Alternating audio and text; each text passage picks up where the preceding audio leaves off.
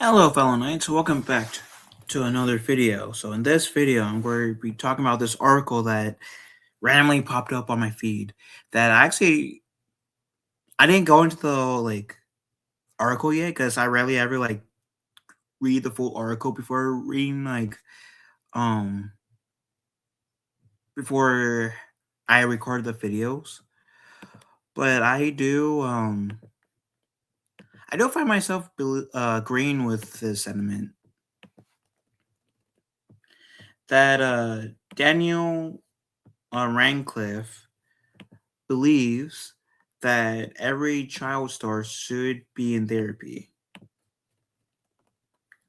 And I'm gonna get into his opinions in a bit, but find myself to agreeing with it because it's a lot of pressure for anyone, and especially for a kid actor who may not be used to having all eyes on them.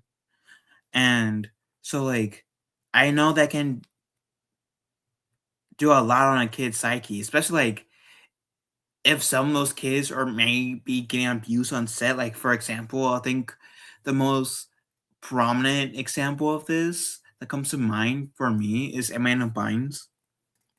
Like I do think that girl definitely needed, might still, I don't know her current status now, needed some therapy as she was going through the limelight, because I do think that maybe her life wouldn't be where potentially is at right now if she had therapy.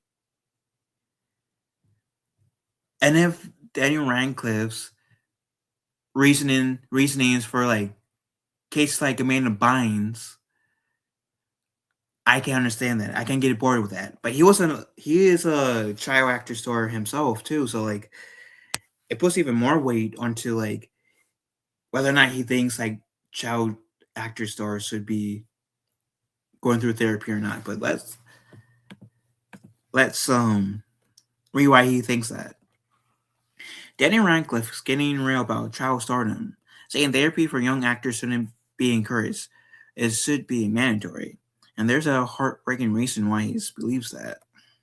The Harry Potter star says he knows he got lucky starting out so young, but he remembers one child actor in particular who took his own life, believing he had no right to complain because the world thought he had it all: fame, money, success. Speaking of bustles, one night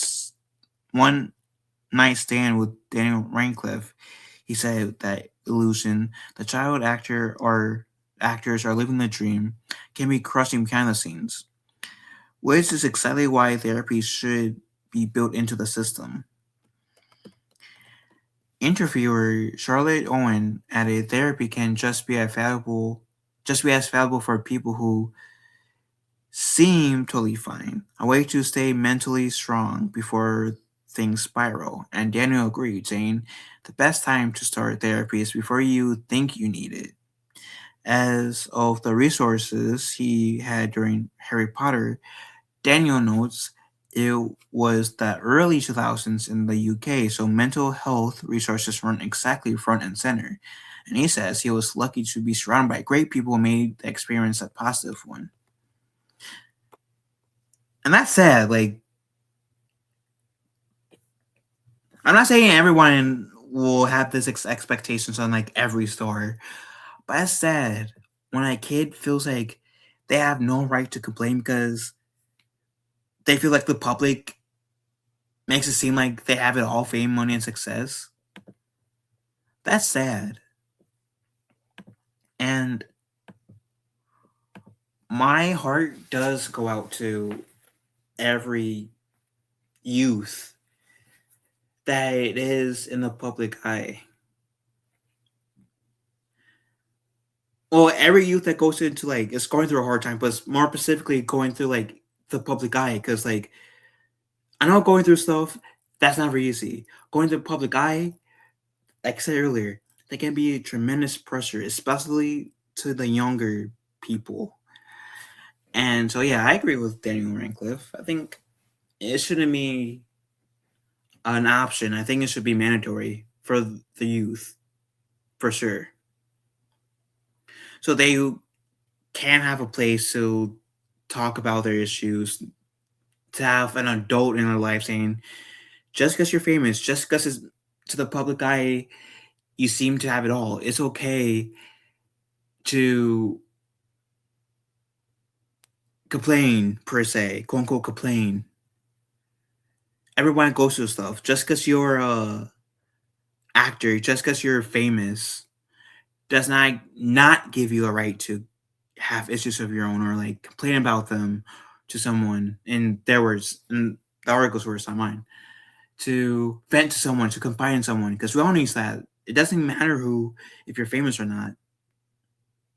So yeah, I agree with Daniel Radcliffe, and like I said, I think he is someone that has like more power behind those words than most people because he isn't a child actor, so he knows what he's talking about. So I can believe it, and my heart does go out to every kid star who's popular right now and who might be feeling like, oh, I can't complain, I gotta keep a happy face. Uh, because that's not right. And I'm telling you, if therapy was mandatory back in the day, some of these like child stars that grow up to be well, who are currently actors, who might be like screwed up for reasons not of their own, then maybe I have full faith that at least 9 times out of 10 they they want to be so damaged and their lives would have been in a better route if that makes sense because society pressures on them. Anyways, what do you guys think? Let me know in the comment section down below. Love you guys. Have a wonderful day. But I don't want another. I will talk to your fellow knights later.